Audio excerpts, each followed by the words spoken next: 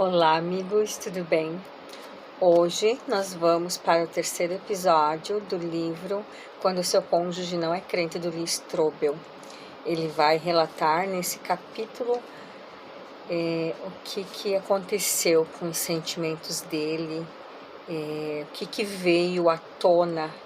Ele se sentiu muito rejeitado pela sua esposa, estar começando uma nova vida, com outros valores que não eram mais os mesmos valores que o dele. Então, aqui nesse capítulo, ele vai relatar exatamente as perguntas que ele se fazia nesse período, que foi um período muito turbulento. Eu espero que você esteja gostando. Pega aí o teu cafezinho e vem comigo. Vamos escutar essa história linda. Até mais. Meu pensamento antes de me encontrar com Cristo. Mas a nossa felicidade sofreu um baque em 1979. Foi quando Leslie me contou que havia decidido seguir Jesus Cristo. Sua decisão iniciou a mais tumultuosa época de nosso relacionamento. Os cristãos podem entender algumas das emoções sentidas por Leslie, mas a maioria pode não ter ideia dos sentimentos corrosivos que estavam acabando comigo. Vou descrever o meu estado emocional para ajudá-los a entender o motivo da conduta de alguns cônjuges não crentes. Em primeiro lugar, eu me sentia magoado. Pode parecer uma reação estranha, mas de repente sentia que era inferior aos olhos de Leslie. Ela estava começando a admirar e a seguir o exemplo de pessoas cristãs que tinham um relacionamento autêntico com Jesus Cristo. Estava conhecendo muita gente na igreja e parecia tão impressionada com a sua espiritualidade que me fazia sentir desprezado. É claro que ela não estava me menosprezando, mas era assim que eu me sentia. Se essas pessoas eram tão respeitadas por causa de sua devoção a Cristo, qual o reverso da medalha? Eu achava que o respeito de Leslie por mim diminuiria, porque eu não estava comprometido com Cristo. Imaginava o que aconteceria se ela insistisse em criar nossos filhos como cristãos. Também faria um pouco caso de mim. Preocupava-me o fato de que eles crescessem tendo pena do pobre pai, porque era um pagão a caminho do inferno. Eu não queria que eles tivessem pena de mim. Queria que eles respeitassem o seu pai. Talvez isso não fosse possível se eles notassem que eu não fazia parte daquilo que tinham aprendido ser tão importante. Lembro-me que num domingo de manhã Leslie se arrumava para ir à igreja. Enquanto eu ainda estava deitada, ela me perguntou num agradável tom de voz: "Quer vir comigo?" A verdade é que ir à igreja era a última coisa que me passava pela mente. Queria virar-me para o outro lado da cama e tentar dormir até passar a ressaca, mas eu senti que a estava perdendo. Senti que ela estava sendo puxada para longe de mim, num círculo de relacionamentos no qual eu não me sentia à vontade. Então falei com aspereza: "Tudo bem, eu vou." Andei fazendo barulho pela casa, bati portas, recusei sua oferta de preparar meu café da manhã e me vesti.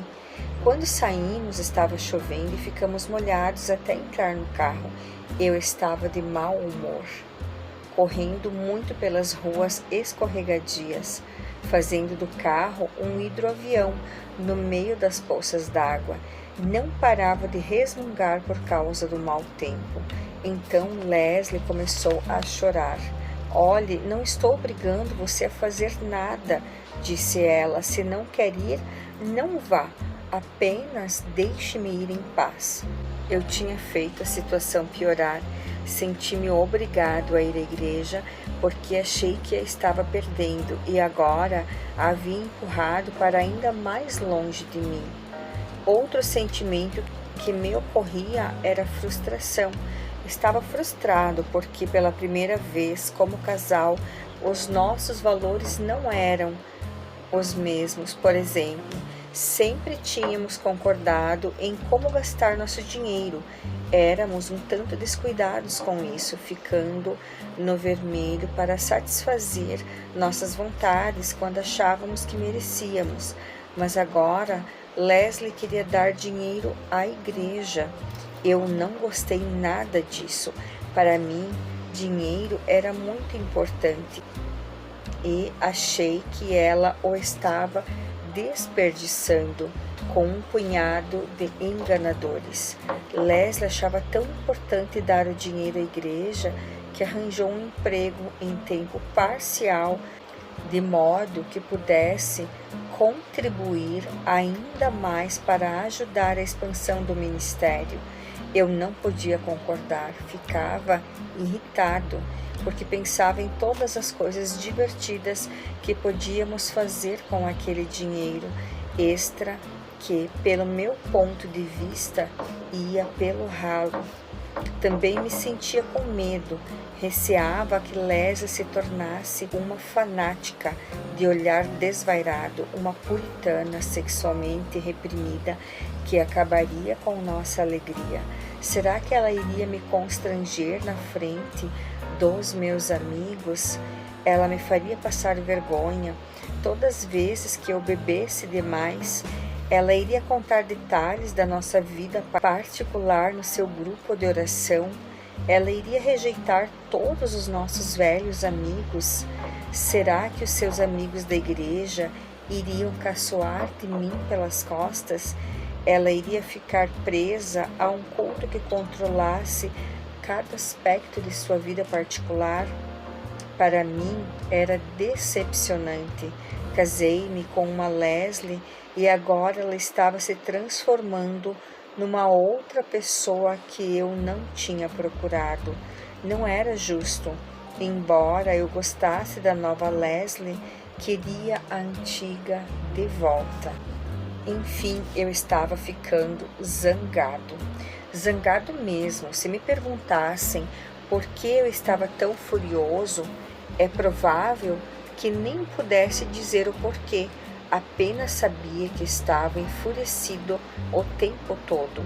Quanto mais ela procurava pureza, integridade, honestidade, tolerância e perdão, tanto mais óbvio se tornava que minha vida e meus relacionamentos estavam corrompidos com ceticismo, amargura, superficialidade e egoísmo. Era como se Leslie estivesse inconscientemente segurando um espelho e eu me visse como era na realidade e não gostava nada do que via. A Bíblia chama isso de estar sempre convencido do pecado. Isso me enfurecia, porque não era meu desejo enfrentar essa situação. Preferia manter a ilusão de que eu era uma criatura maravilhosa e que a minha vida era ótima. Todas essas emoções fervilhavam dentro de mim, surgiram desacordos, explodiram discussões. Eu saía de casa furioso em vez de tentar resolver os problemas. Não conseguia diagnosticar exatamente o que estava acontecendo, mas sabia que o nosso casamento estava acabando e com muita rapidez. Se o seu cônjuge não é cristão, é importante compreender os sentimentos que o obcecam e é também importante saber que algumas das suas emoções, por mais difícil que seja aguentá-las, podem ser uma parte positiva do processo de se chegar a Deus. Por exemplo, a raiva proveniente da convicção do pecado foi positiva, pois fazia parte do processo de chegar-me a Deus. Estava começando a notar as minhas transgressões em óbvio e progressivo contraste entre o meu estilo de vida e o de Leslie. Para o cônjuge é difícil aguentar, mas traz esperança saber que a jornada em direção a Deus é uma experiência turbulenta para algumas pessoas. Também não é fácil ter consciência de que o cônjuge não crente não entende o que se passa com ele. Afinal de contas, a maioria dos homens não examina o próprio pensamento. Portanto, quando a emoção se descontrola, os homens se confundem. Convidá-los para um debate sério sobre o assunto pode lhes parecer uma ameaça, pois têm receio de se aprofundar no território desconhecido dos seus sentimentos. Se você gostou, compartilhe esse vídeo. Compartilhe com aquele amigo, aquela amiga que talvez esteja passando nesse exato momento pela mesma situação. Beijo, amo vocês.